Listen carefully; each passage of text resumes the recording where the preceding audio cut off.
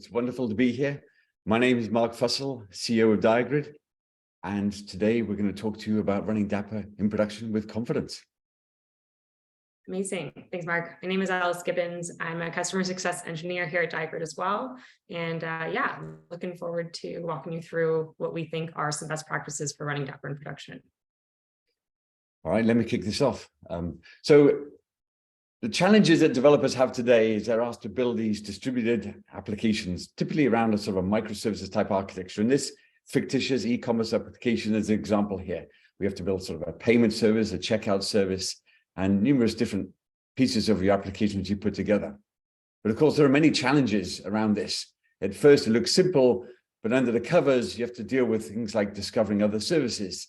How do I do retries on failed calls? How do I secure access to my databases? How do I do diagnostics to see how my application is running? How do I implement sort of first right wins? And there are many, many aspects of this application that actually become more and more complex than you understand. And before you know it, you're sort of building a platform for your business application. And that's not where you want to go. So instead, this is what Dapr addresses. Dapr codifies the best practices for building distributed applications around our microservices architecture and exposes those as HTTP and gRPC interfaces or APIs. You can call those through any language of your choice, whether that's Go, Node, Python, from any framework as well. And Dapr itself will run on any platform. Although typically, the most common place that we see Dapr run in production is on Kubernetes, which is why we're diving into that today. So these APIs, for example, such as state management and pub/sub, allow you to effectively call onto your different applications. And so effectively, Dapr runs a sidecar model. I'll say next on each slide, by the way, Alice, that's the best way to go. Sorry, go back to the previous slide. Go back to the sidecar model. So on here, Dapr runs as a sidecar model, and each one of those APIs you can call and invoke from your local application. So here, for example, if I want to publish a message, I can send the order message on a publish interface, and that's simply a simple local host call. So in this particular case, every call I'm doing is to a sidecar running on a per instance for my application. Now, each one of those APIs that we saw allows me to do things like publish messages for event-driven architecture, to service invocation, to do calls between services, state management for build long-running services. So next slide. So behind the interfaces, you have a set of components. Each one of these components allows you to effectively plug in a different type of infrastructure in order to build on top of that API. So for example, if you're building a stateful application and you're using the state management API, you can use this state store components you plug in, and you can plug in, for example, Cosmos DB or Firebase or Redis for any number of those. Equally, for example, if you're doing different types of message brokers, you can plug in different message brokers into the APIs. Now, there's over 100 of these different types of components, and this makes Dapr portable and pluggable across different types of infrastructure. And it also makes it very flexible for you as a developer, because you can then build with one choice of component, but easily switch to another without changing any of your code. Next slide. Dapr itself has seen a huge growth in its community since its launch. You can see here that there are many contributing organizations. In fact, the greatest indicator of the health of the community is the number of contributors that build and donate their time to the organization, of which you see there's over 2,500 of those. And that graph on the bottom right-hand corner indicates the growth over the years. Each month, there are more and more contributors from a number of different types of organizations. But you can see here that from the Discord members and from the page views on the documentation and just from the donation to community components, it's a strong building, healthy building community. And also important amongst all of this is the fact that Dapr is part of CNCF. CNCF is a governing body for the project, and it's the 10th largest project inside Dapr. Next slide. Behind using Dapr, there are many, many organizations. These are just a few that, we've pulled out some of the logos. You can see that they extend from enterprises such as Bosch and Zeiss to hyperscale clouds such as Microsoft, IBM, Alibaba Cloud. So there's a wide number of organizations who run Dapr today in production and build on top of its APIs in order for them to build their distributed applications at scale. Next slide.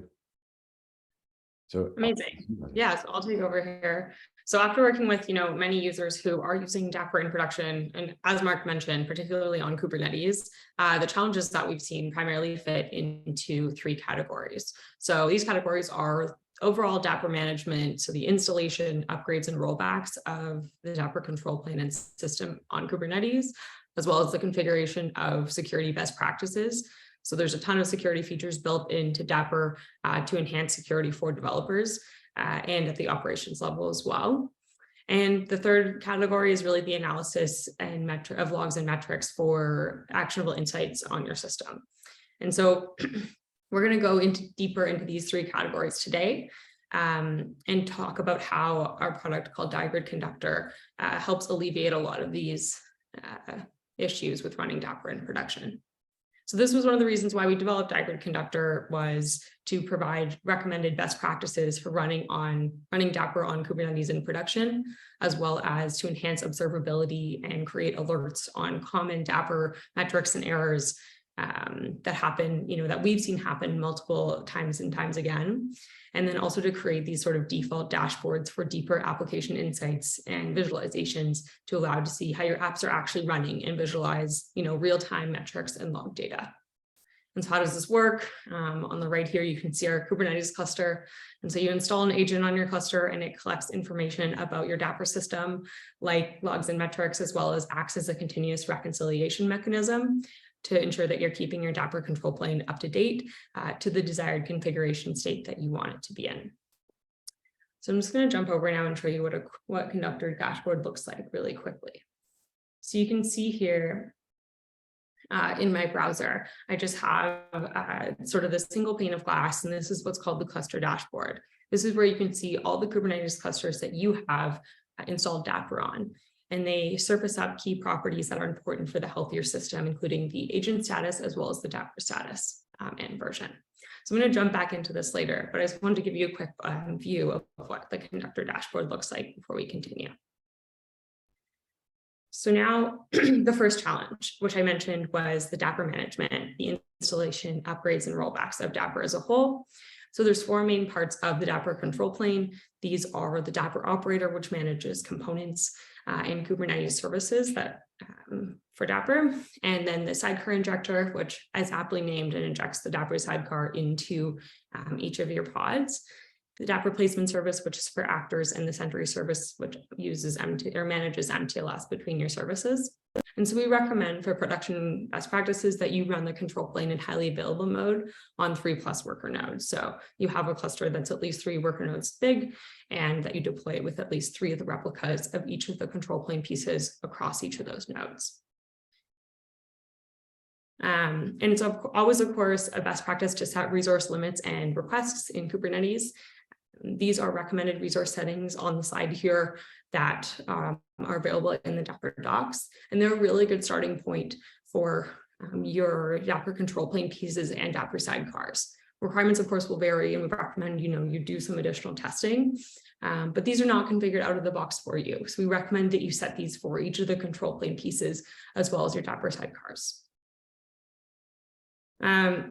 Of course, it is your operational responsibility to keep up to date with Dapr versions, and you have to stay in, or we recommend that you stay in support of the N-2 minor versions of Dapr. So for instance, the most recent version that's out today is Dapr 1.10. So we recommend that you stay within 1.8 to 1.10 in order to be ensuring that you're getting the new features as well as hotfixes and security patches. And we recommend that you do zero downtime upgrades as well. There's 2 ways you can do this in open source, both through Helm and the Dapr CLI. For Helm, this is done as any other Helm upgrade, but it's recommended that you keep, these values as a file instead of providing them as on the command line. Oops. Sorry. My bad. And so it's your responsibility as well to roll back a version if you're not successful for your cluster in both cases. And you can see on the bottom here that you have to do a kubectl rollout restart in order to upgrade your apps to the latest version after that control plane is upgraded. And last but not least, the Dapr operator service includes what's called the Dapr injector watchdog. And this can be used to detect and remediate failure situations when your apps are deployed without the Dapr sidecar. So the injector watchdog is disabled by default, but we recommend that you enable it on an interval such as 3 minutes, for example. And what this will actually do is it'll ensure that any failure scenarios like recovering from an entire Kubernetes cluster loss, or maybe you spin your clusters down at nighttime and spin them back up. What will happen is oftentimes the pods will get spun up in different order. And if the control plane is not spun up first, then you might have your applications not injected with the Dapr sidecar. So the Dapr injector watchdog will check that every 3 minutes and ensure that all of your applications that are annotated correctly will actually have a Dapr sidecar injected into them. All right, now let's get into some demos. So I'm going to hop back over to the Conductor UI and show you how this looks in Conductor. So if I head over here, again, this is just my single pane of glass cluster dashboard for Conductor. And I'm going to actually start by connecting a new cluster to show you how it installs Dapr onto a new Kubernetes cluster. I'm going to call this webinar demo. And Conductor supports the 3 main cloud versions of Kubernetes, as well as Red Hat OpenShift. So today I'm actually running on GKE. But again, we have done extensive testing on the 3 main cloud providers, but you can also use the native distribution in the list there and run it locally on something like a Kind or Docker Kubernetes. Then I'm going to decide whether I want to install Dapr or not. So essentially, if I already have Dapr installed in this cluster, what this is going to do is it's either going to upgrade to the most recent version, or it's going to install a fresh version using Helm. So you can see I have a list of versions here that I can choose from. Again, this is within the version SKU support policy, as I was mentioning, of N-2, but I'm going to choose my most recent version of 1.10.4. I can also update the Dapr namespace if I want to, and I can keep this automatically sync Dapr config setting on. So essentially what this is going to do is it's going to allow my cluster to continuously reconcile the changes to ensure that I have made any changes, or any changes made outside of Conductor will be overridden by the reconciliation mechanism.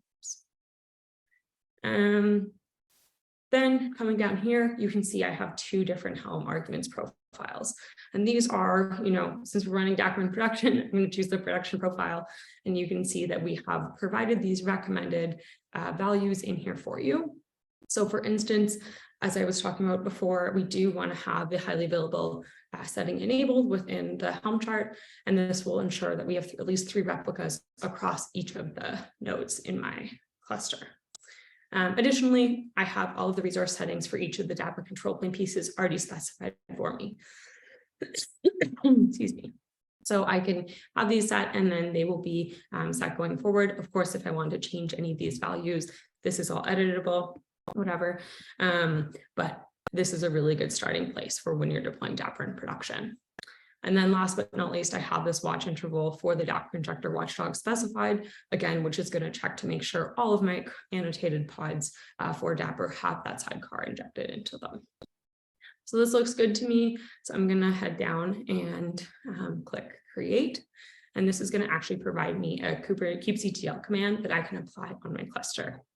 So I can copy this one here, and then I'm actually going to jump over into my terminal. First, I'm going to run just to show you that I have 3 nodes on this cluster. I'm going to show you that I'm running on GKE and I have 3 nodes, which kind of recommended best practices. And then I'm going to paste. This command in here that I copied from Conductor, and you're going to see it's going to create a bunch of things for the agent. So what we actually create is, it's called the Diagrid Cloud Namespace, and it's going to be a deployment as well as a daemon set for the agent, and then a logs collector. That looks good. So then I'm going to head back to the UI and click done, and you'll see now that I have a new cluster in my list here, and this Dapr version is going to be processing. So I already had Dapr installed in that cluster, so you're not going to see a ton of upgrades, but you can see that instantly I get that health status of my control plane and my agent already showing up in the dashboard here. Jumping into a cluster that has a few more applications on it. I'd like to show you now a Dapr upgrade. And so you can see on the cluster summary page here, I have many different features about what's actually deployed on my cluster. I have, whether high availability is enabled or mTLS. Again, these are all settings that you can set within the Dapr control plane. And I can see that I have this Dapr version of 1.10.3. And maybe I'm a cluster operator and I want to upgrade to 1.10.4. So I'm going to click this green arrow here, and you'll again see a list of versions that you can upgrade or downgrade to in the UI. And so again, I'm running 1.10.3. It's only giving me the option to upgrade or downgrade by one minor version. And it's also not going to give me the option to go below any supported versions within Dapr Upstream. So I'm going to choose the most recent version of 1.10.4.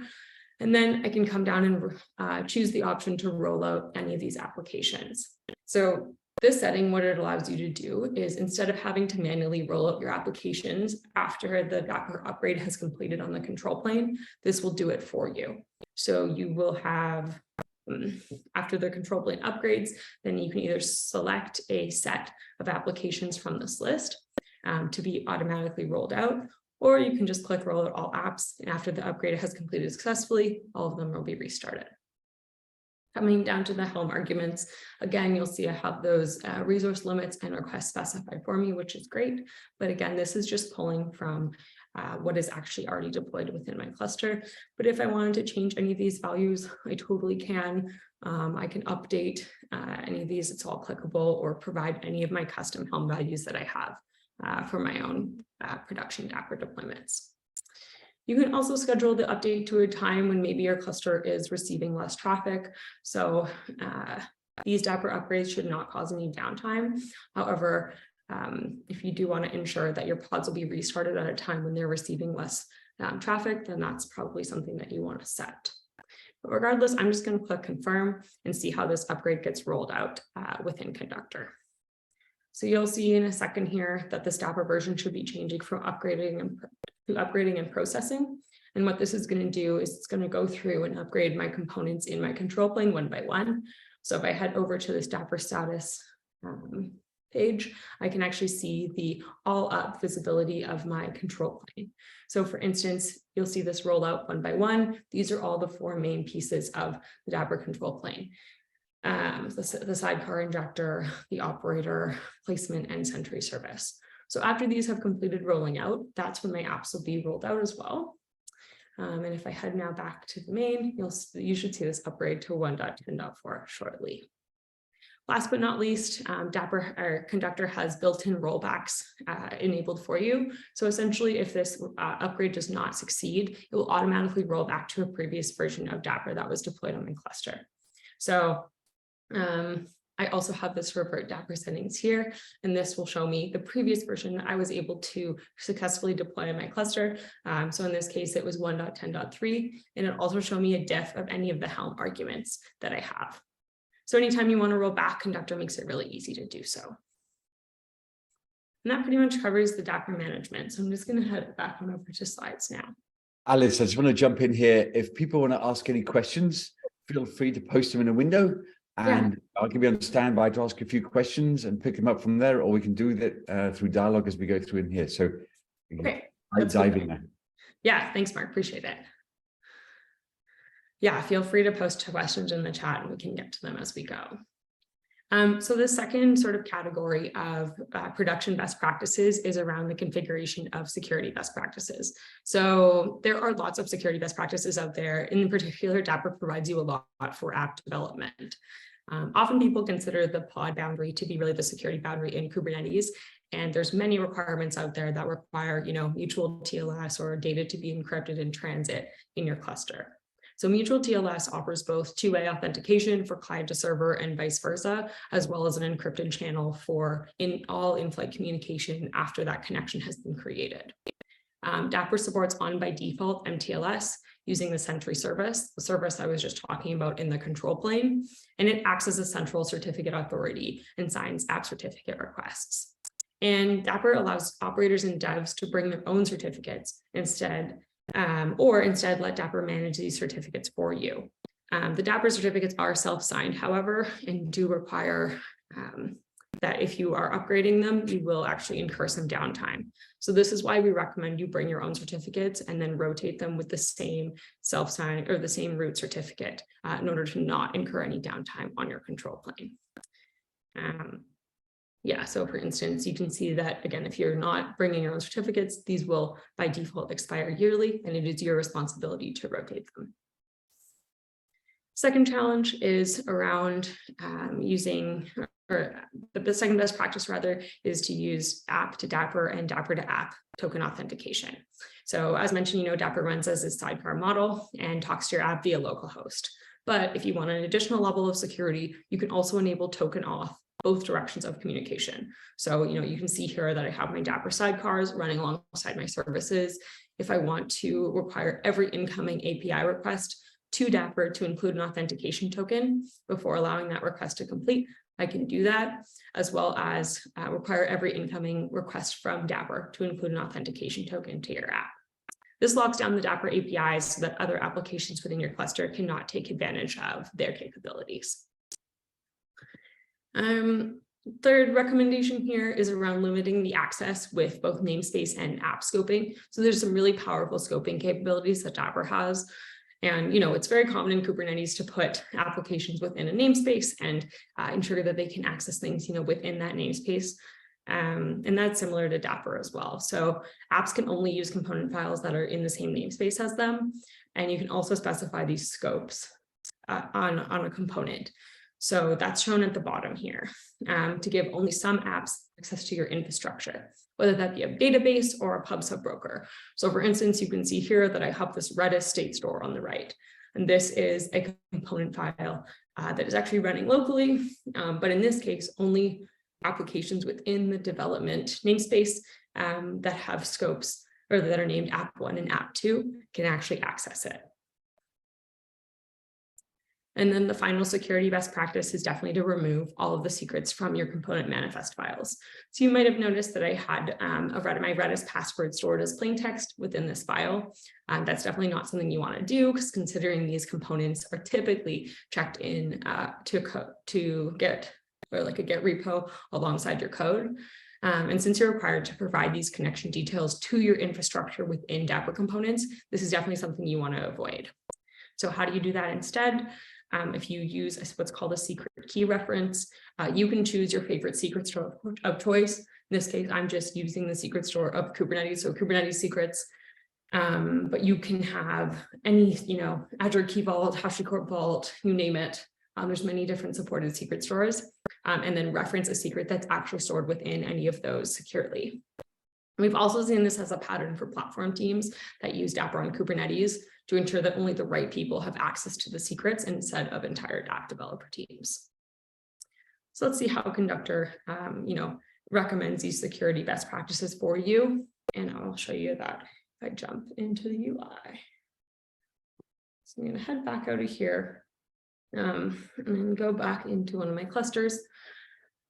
So one of the things that Conductor does is it provides you these best practice recommendations in Conductor Advisor.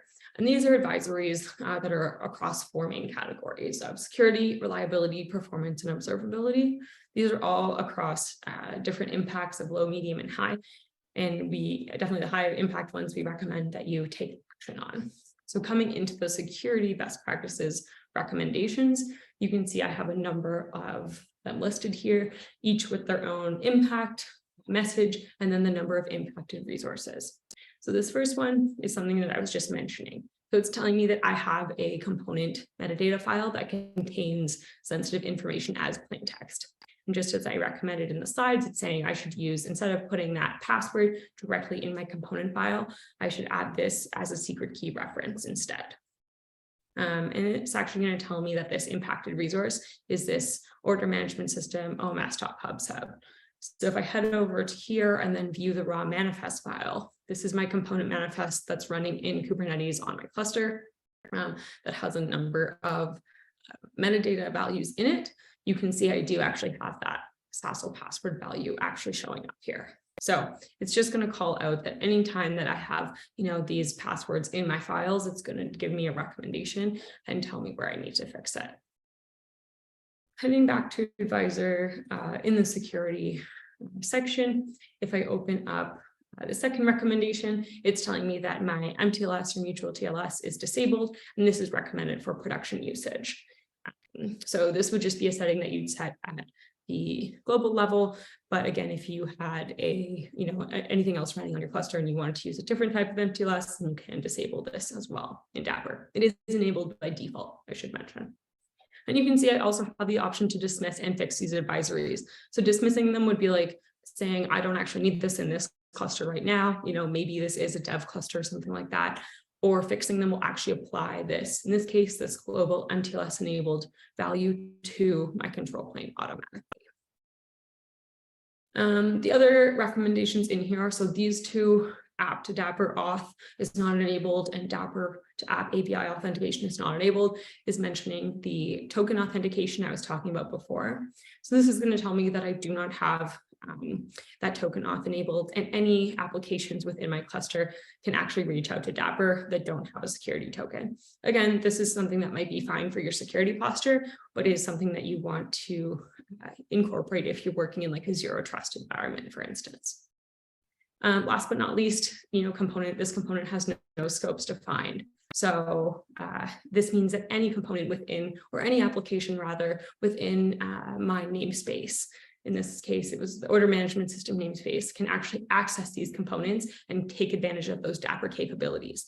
And remember, those Dapr capabilities could be like reaching out to my state store and getting my secure data, right? Listing my secret values. So it can have really sensitive information with a big impact on it. So scoping can be a huge security infringement if not done correctly. So that's sort of my security recommendations there. If I jump now into this edit cluster connection, I just wanted to show you how Dapr or how Conductor manages your mTLS certificates for you. So I just went into the cluster connection settings. And if you go under this automatic rotate certificates view, you can see that I have that Conductor will immediately apply these new Dapr certificates and continuously renew them before they're expired. So Conductor provides our own certificates so that you have a zero downtime rotation every single time they expire. And you're actually allowed to choose that rotation frequency. So for instance, maybe I want to change this to a month, and maybe I want choose my renewal window, again, to be a time when there's less traffic on my cluster. That's something I can do. So I'm going to choose, Sunday. This is all time in UTC. And then this is going to rotate every month for me with the certificates that Conductor supplies. That's something I'm going to click save on, and I'm going to head back to the slides to go through our last and final challenges of running Dapr. Before you disappear from that, Alice, the challenge of certificate rotation is one that we've run into quite frequently, yes, in terms of the default certificate being when you get to a year's expiry. So it's something, and because of security policies, rotating those certificates frequently is a kind of a strong desirable thing. Totally.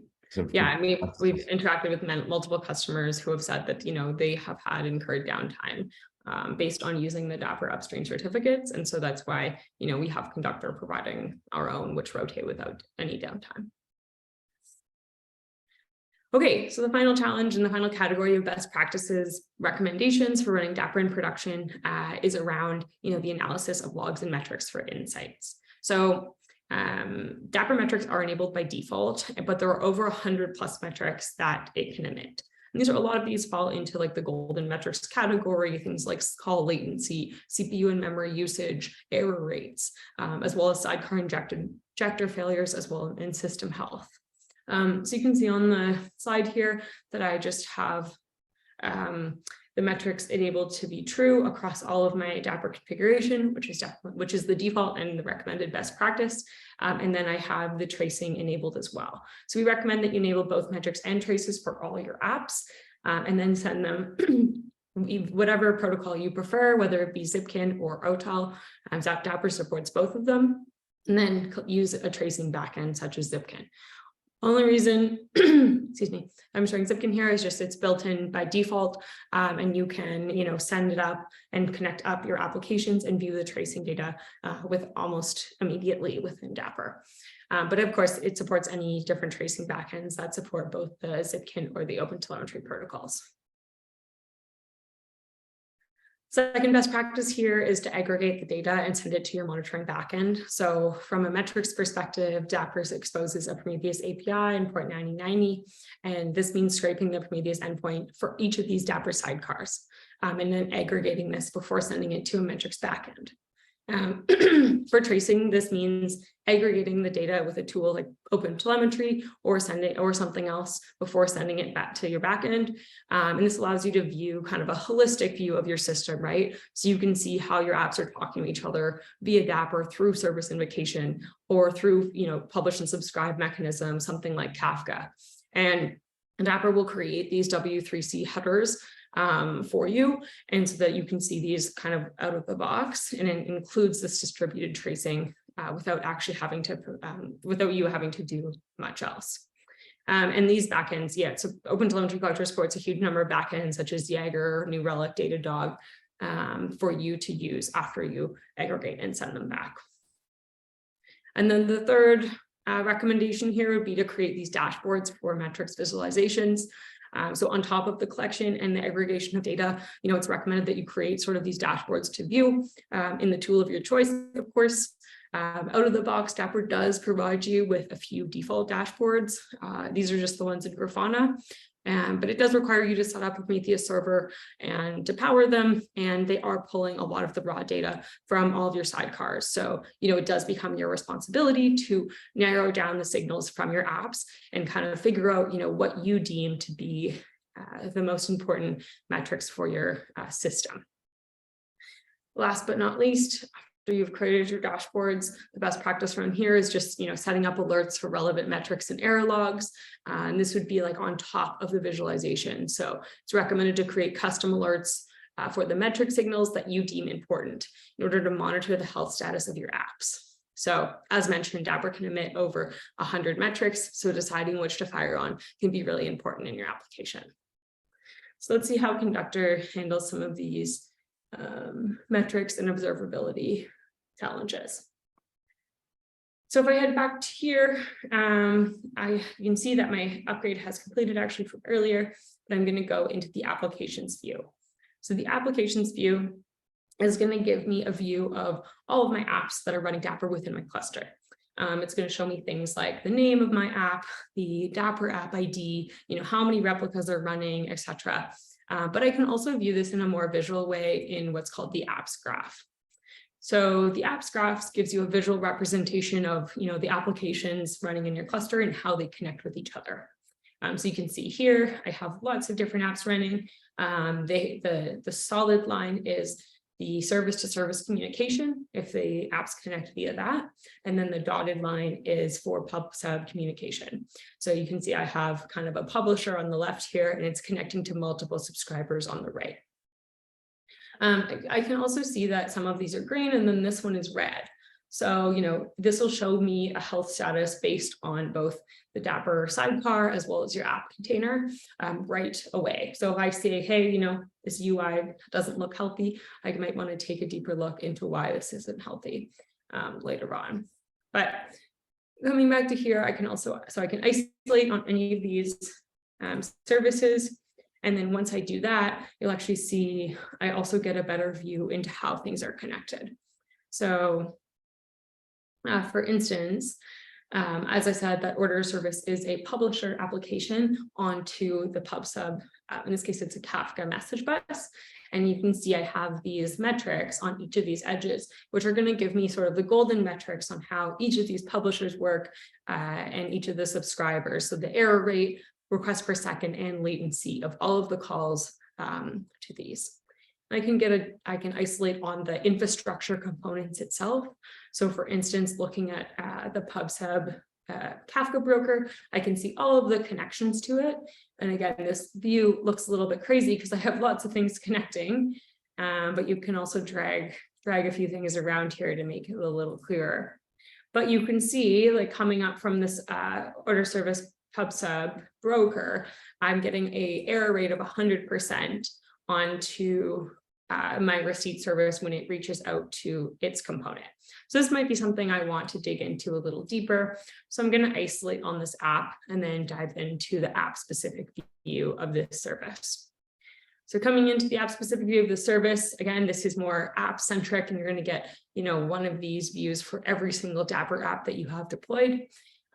This application is called the receipt generation service, and it shows me, the restarts for both the Dapr container and app container, as well as the replicas and the active components. Active components here being if they have been used in the past 5 minutes.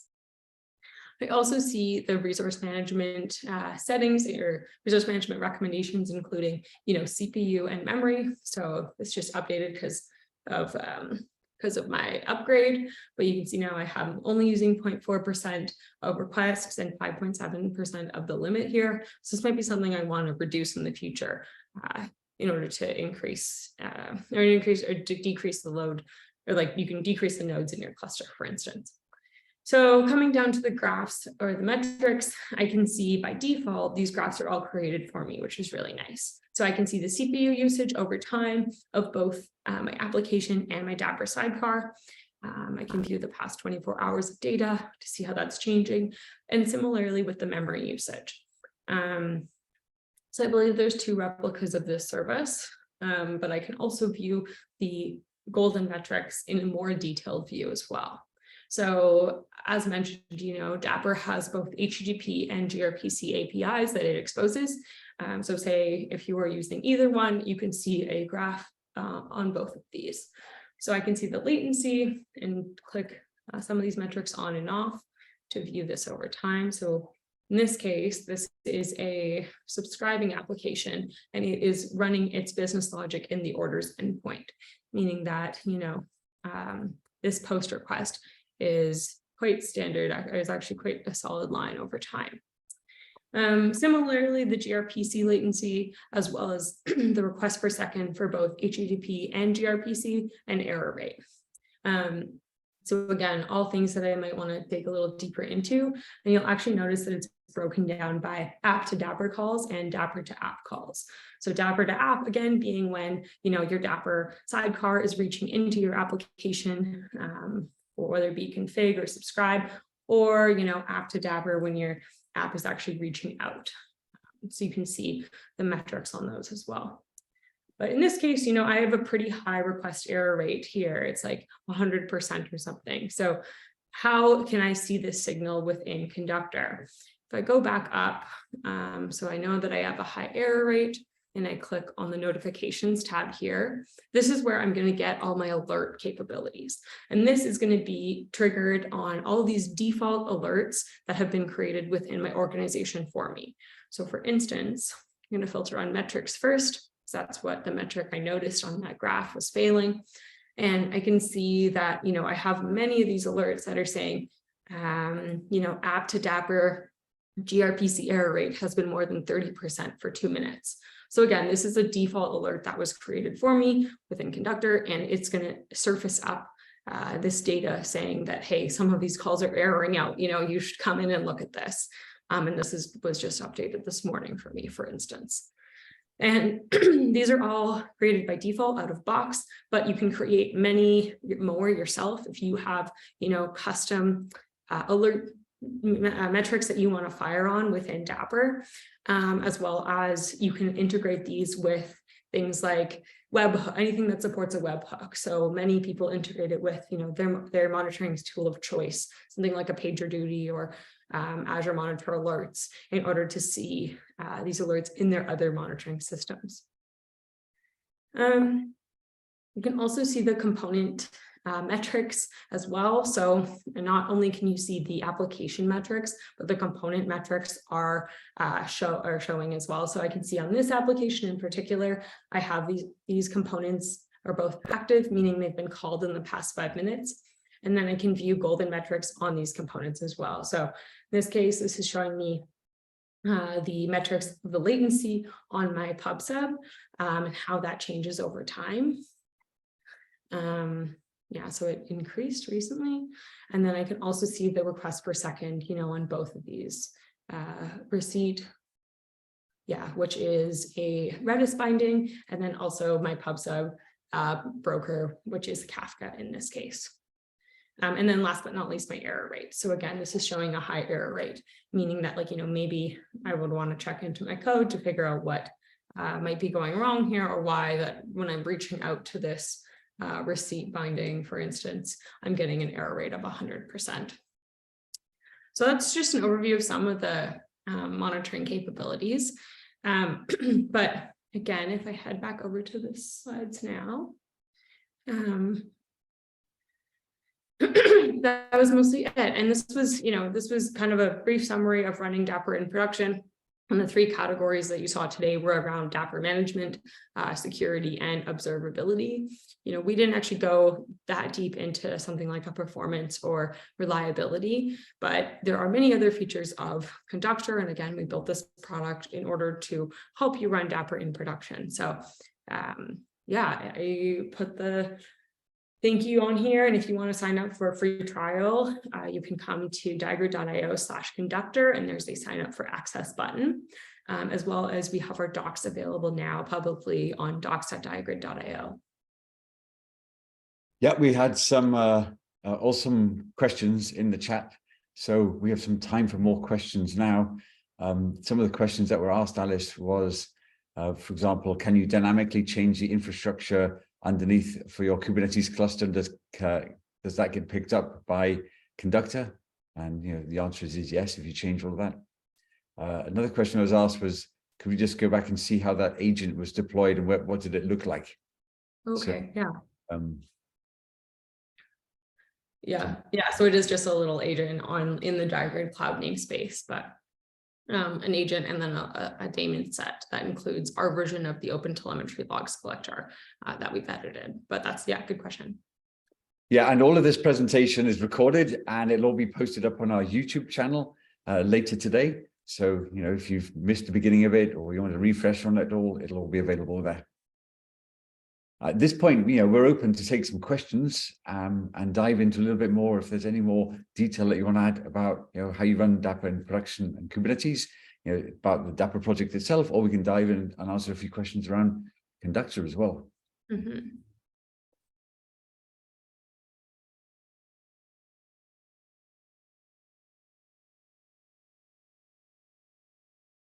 Okay, I see one raised hand. So one of the questions was, can you describe how Conductor gets deployed again? So maybe we could just go back and just show how that was deployed onto your Kubernetes cluster, and just show how you did that little update, just to kind of make sure it was clear to everyone that yes, this bit here. Yeah, so good question. So if I do, so this was the cluster that I applied. So if you remember, it's actually showing up this commit. So what I did is I created the cluster connection within the Conductor UI. And what that's going to do, it's going to generate some manifests for me that I can install on my cluster wherever I want to. So after I install those manifests, I can also do, so I'm still in my cluster. So if I show you the namespaces that I have running, I have both the Diagrid cloud namespace running here.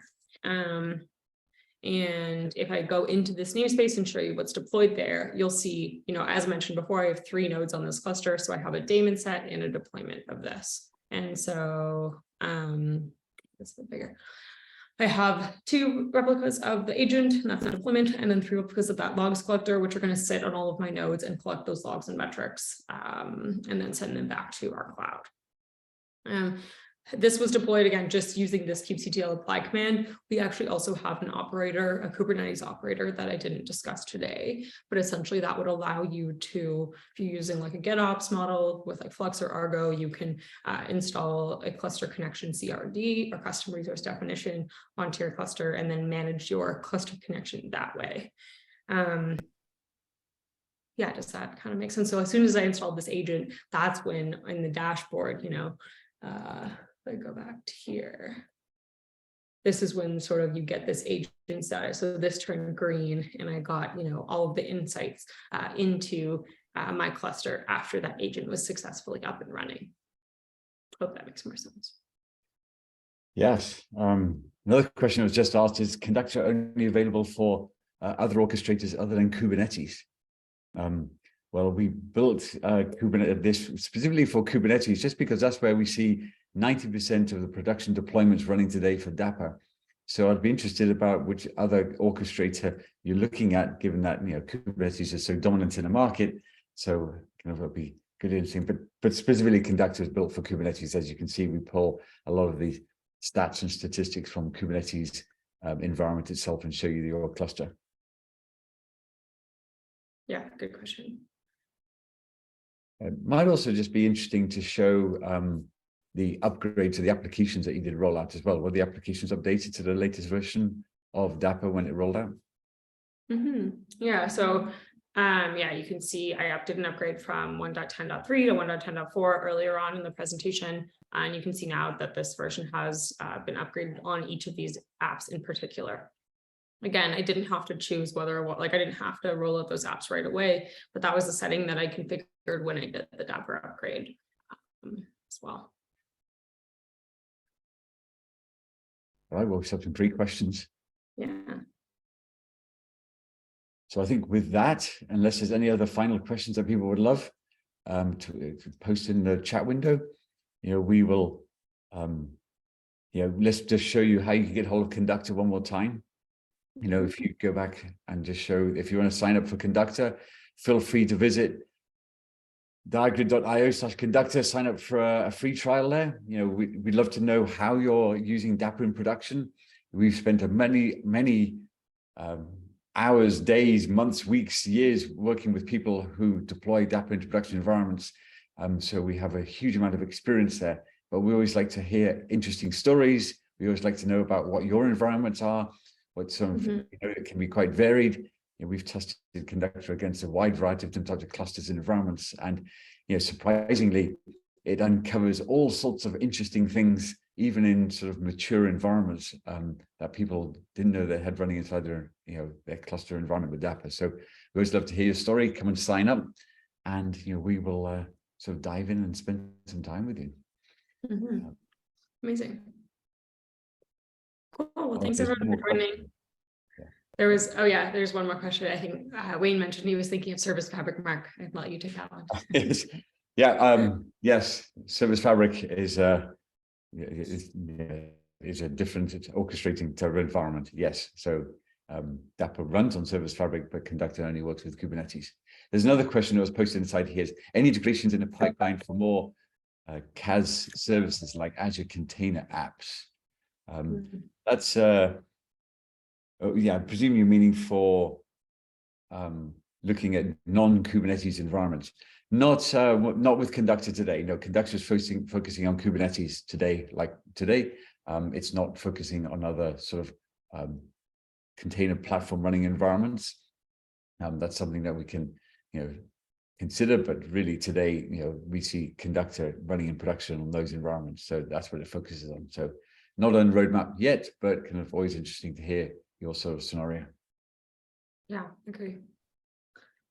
Amazing. Cool. Well, thanks everyone for the great questions and for showing up. And hopefully we'll see you at some more of these webinars.